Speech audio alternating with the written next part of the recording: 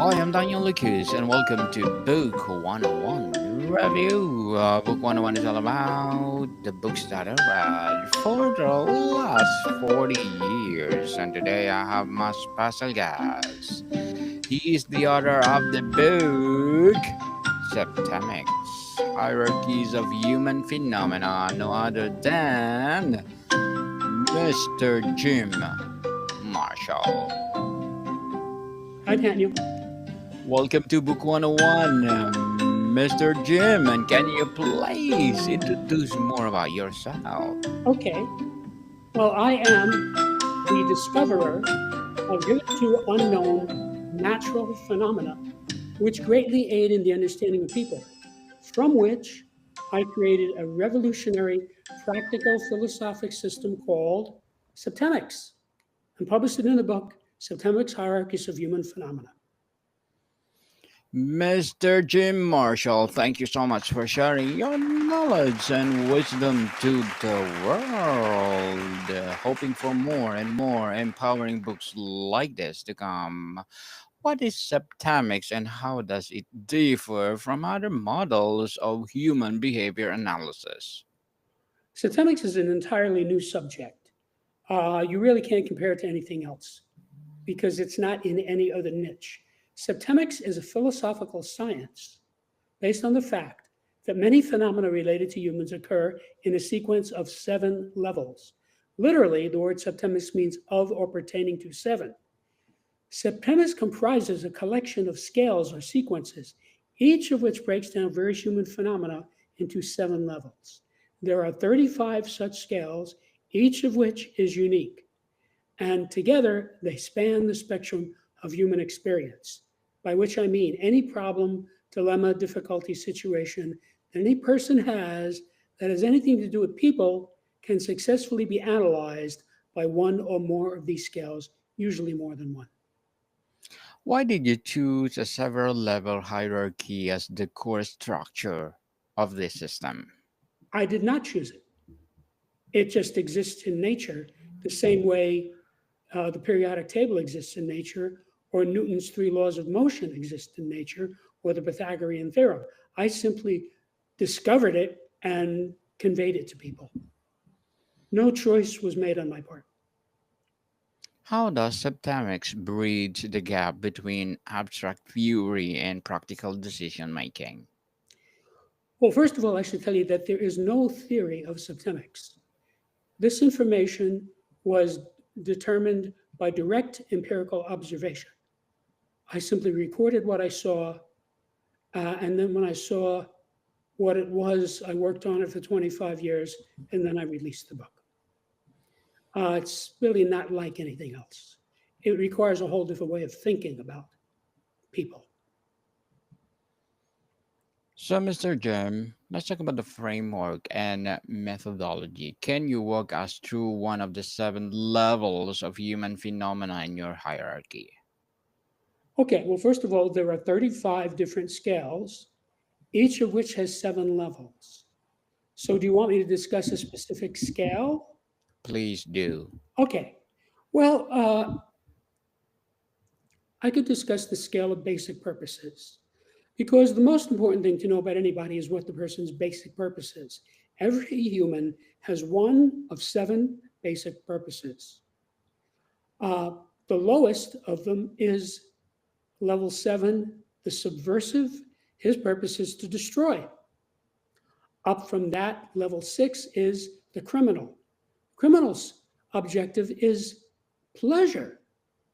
He doesn't particularly want to kill you, but he will if you get in his way. Up from that is level 5, the loser.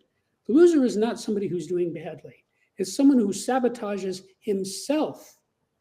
His objective is suffering, he makes himself suffer. Up from that, level 4 is the normal.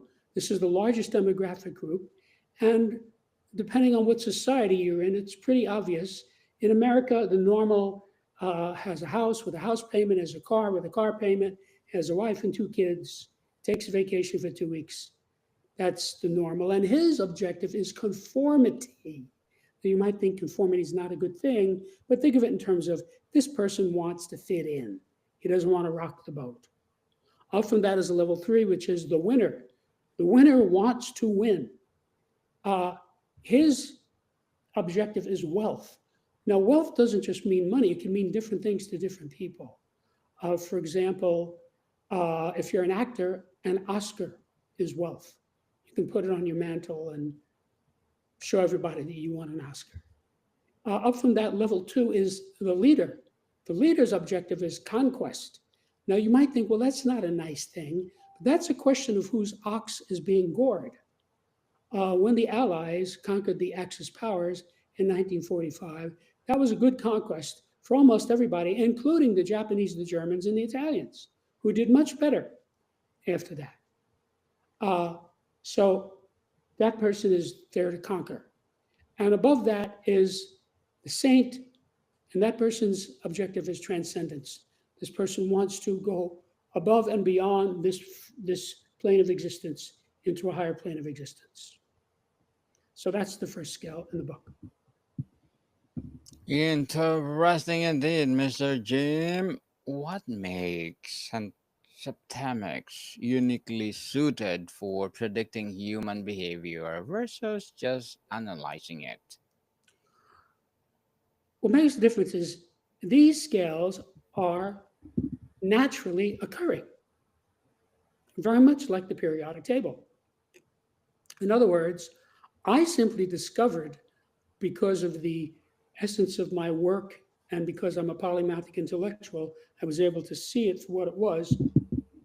It's natural law. And because it's natural law, it's not counterintuitive. So it's true in the same way that the Pythagorean theorem is true. The Pythagorean theorem was true not only before Pythagoras, it was true before there was an Earth. It was true before this galaxy existed, and will still be true after this galaxy no longer exists. That is what these scales are like. They are natural phenomena, and I just stumbled across them. And because of my ability and my background, I was able to figure this out and present it to the people of Earth. How do you validate the accuracy, or yes, the accuracy of septemics predictions in real-world scenarios? Actually, they were given to me by my clients. See, a client would come in, and I would observe that he was at a specific level on a specific scale, and then I would work with him, and he would go up to the next level on that scale.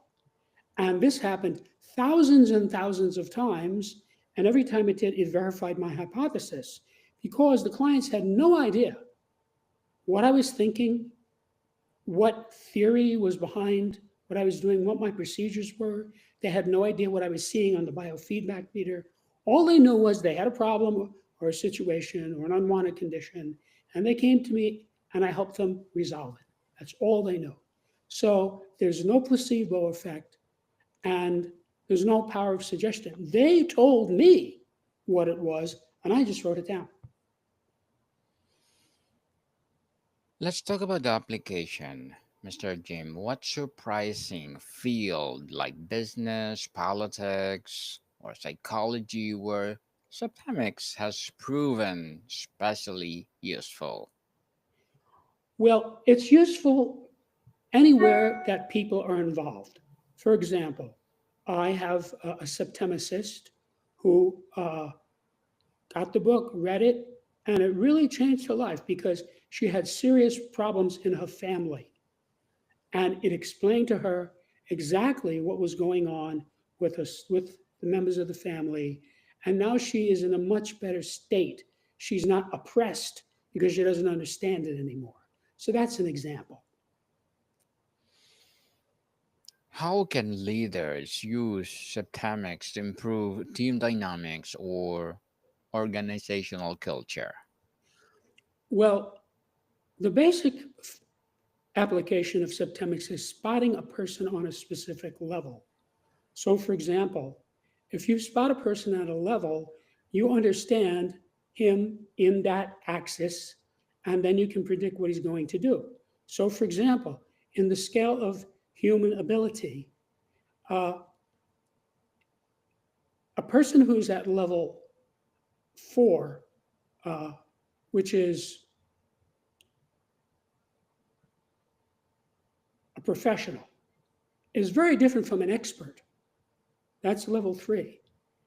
If you are trying to get somebody to put in a certain job to produce, you want somebody who's competent at it. You don't want an expert. The expert is the guy you want to tell all the other people what to do and how to do it. So by using this, you can get the right person in the right slot. If you take an expert and put him into a production position, he's going to come to you every week and say, I have a better way to do this. And he's probably right. He probably does. So that's not what he should be doing. He should be managing all the people who are doing the production because he's an expert. So that's like one little example of how a person in business would use this. It's very user-friendly.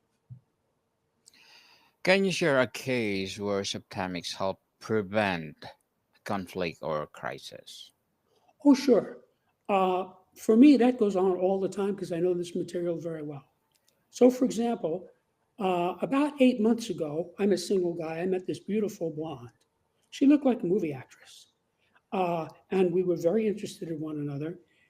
And so we started going through the usual getting to know you routine. What kind of movies do you like? What do you like to do on your free time? Et cetera, et cetera. We had a half a dozen conversations like that. So we're having this conversation, and I noticed that she was low on a certain scale. So I noted that. Then we had another conversation, and I noticed she was low on another scale, and I noted that. And then we had another conversation, and I noticed she's low on this other scale. And then I said, wait a minute. This is not what I want to get myself into. Now, there had been no conflict between us at all, but I could see who this person was. This was a downscale person because a person who's low on certain scales is usually low on other scales too. And so I just said to her, pass. No thanks. She was absolutely shocked because I was probably the first guy who did that to her because she was so beautiful and glamorous and congenial. But I could see that this was going to cause me a lot of trouble. And so I just passed and let it go. Didn't pursue the relationship. Saved me a ton of trouble because most guys would have just jumped in and had a train wreck. Mr. Jim, let's talk about the human behavior and decision making. How does Septamics account for irrational or emotionally driven human actions? Well, if you look at the 35 scales, obviously it goes from the highest possible level down to the lowest possible level. In other words, no person is left out. Every case is explained somewhere on the scale. So as you go down the scale, you become irrational. You become less insightful. Depending on what the scale is, the dynamic varies. But generally speaking, you find irrational people at or near the bottom of the scales. And if you were to just go across and look at the 35 scales and look at the bottom of these scales, it would ruin your day because those people are the dregs of society. Those are the people who are terrorists, murderers, political extremists, serial murderers. They're at the bottom of these scales. And their behavior is explicated very specifically across 35 axes. And most of us are low on some scales and high on other scales. So the fact that a person is low on this scale doesn't mean he's going to be low on another scale, but you could evaluate him on both and see. For example, if I hire somebody to clean my house, they don't have to be terribly literate. There is a scale of literacy. Now, if I'm hiring somebody to edit my book, I want them to be high on the scale of literacy. But if I'm hiring somebody to just clean my house, it doesn't particularly matter to me if he's illiterate, you see? So it's depending on what scale you're looking at, depending on the application. And so it's very specific. And because it's specific, it really helps you to make choices about people. So you might find somebody who's money motivated and you want to hire that guy to be a salesman for you. But if you find a woman who's money motivated and wants to marry you for your money, you might not want to marry her. See, she has the same motivation, but in that context, that's not what you want. Some people may want that, but a lot of people don't. Mr. Jim, as an author, what are your short-term and long-term goals? Well, I'm trying to get this book into the hands of as many people as possible so that they will improve their lives. That is the whole point of this. That is why I wrote the book. I realized I had something that would really help people, and I've been watching this help people now for 30 years. So it's just a question of getting people to find out about it. And when you read the book, that's all you need. You don't need to spend any money. You don't need to join a club. You don't need to join a religion. It's all in the book. And it tells you in the book how to use it, how to benefit from it. And that's my purpose, is to get this out into the society as much as possible. And that's why I'm doing this interview. Well, good luck to your goals, Mr. Jim, and looking forward for more success. And what would be your piece of advice for those people out there want to be an author like you? Wanting to be an author. Well, I would say, um, write. A lot of people procrastinate. They think about it a lot. They make outlines, they make plans. Write. If you get something, write it down. And don't worry about it being eloquent or beautiful. You get your ideas down. And then when you've got something, then you can come back later and edit it and improve it. But the biggest mistake people make in writing anything, even music, is they don't do it. Do it. If you've got an idea for a book, write it down. It might take you 100 pages, but write it down. Don't just keep it in your head. Write it down, people. Stop procrastinating and write and write and write. And Mr. Jim, can you please recommend a book or books that influence you, Johnny? That influence what? Influence your Johnny. Oh, probably the book that most influenced me was The Aeneid, which is a 12-book epic poem written about 2,000 years ago by Virgil for the Roman emperor. And I read it in Latin, and it really changed my life when I was 17. Interesting. And Mr. Jim, thank you for that recommended book. And what discovery while developing Septamics most surprised you the most? Well, I was collecting this data where I would observe my clients would improve in specific patterns.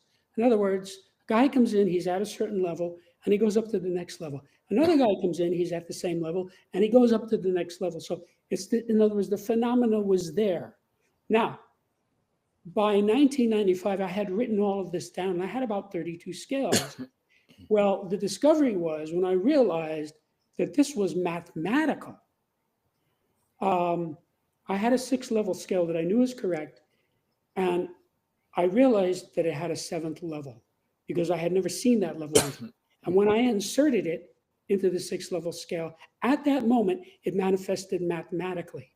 And I realized that this scale had mathematics in it. So it had to be natural law. That was the birth of Septemics. The birth of Septamics, for sure. And how could AI or big data enhance the application of Septamics in the future? I don't think it can. I think it's a completely wrong target. It's got nothing to do with it. This is about people. Machines are machines. They're fine. I use them. I like them. Has nothing to do with Septemics. Should be completely kept separate. If you try to put this into some sort of a AI or computer context, you're wasting your time and it will be counterproductive. What industries or fields could benefit the most from adopting this framework? All of them, because everybody deals with people. Let's say you have a guy who makes a living shining shoes. Now, you don't see too much of that anymore, but it used to be a whole industry. Shoe shines, right? You have a guy and people come and he shines their shoes, right? He has no employees, he has no boss, he keeps no books, but this book will help him because he's dealing with people. Every client who comes to him is a person. All the people who sell him his materials are persons. He still has to pay taxes. So, anytime you're dealing with people in any context, this material is vital because it tells you who is this person? Where is this person on this scale? Is this somebody I want to deal with or not? So, for example, sometimes I'll go to a government agency with paperwork, and I can see that person is not going to help me no matter what. I just leave, come back another time, get a different person, hand in the exact same paperwork, and they take it because this person is higher on the scale. So, because I know that, I don't argue with the person. I just leave. I know this is a downscale person. I will find the next guy who works the next day or the next window is not so downscale, and he takes the same paperwork, puts it right through.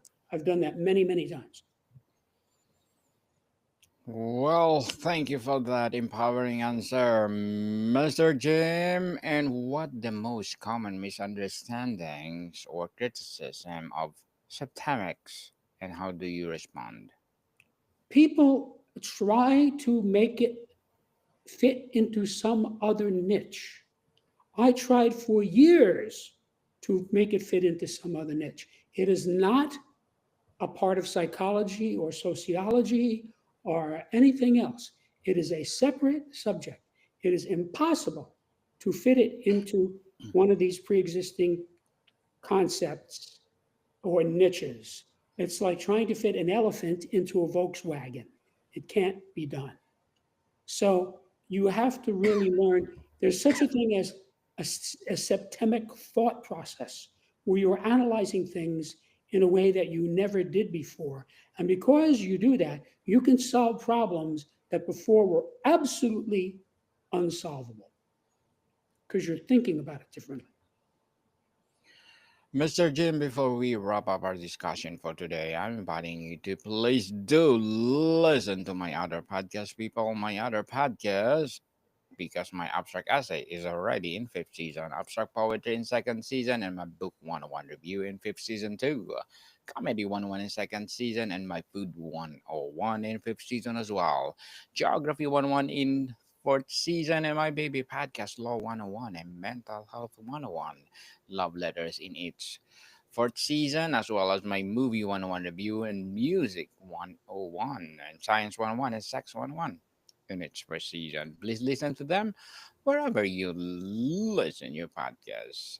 So, Mr. Jim, if readers take one actionable insight from your book, what should it be? It should be this: the data in this book is vital for every person and can help you to achieve your goals faster and easier by explaining what might otherwise seem to be inexplicable or random. Explicable or random. Mr. Jim Marshall, thank you so much for sharing your knowledge and wisdom to the world. So, can you please invite our listeners to support Septamics? Mr. Jim, Yes, can you please invite our listeners to support your book itself? yes, I want to invite your listeners to go to my website, which is septemics.com, where you can see what many readers have said about it, what many journalists have written about it, what the reviews are. You can read sections of the book itself. There's even a pre-recorded introduction to Septemics that explains it verbally in 15 minutes. Yes, people, let's support Mr. Jim Marshall, because if you support him, for sure, more and more and more empowering books like this to come. So, Mr. Jim, thank you so much for your time. You're welcome. Thank you, Daniel. More to come, people. See you soon.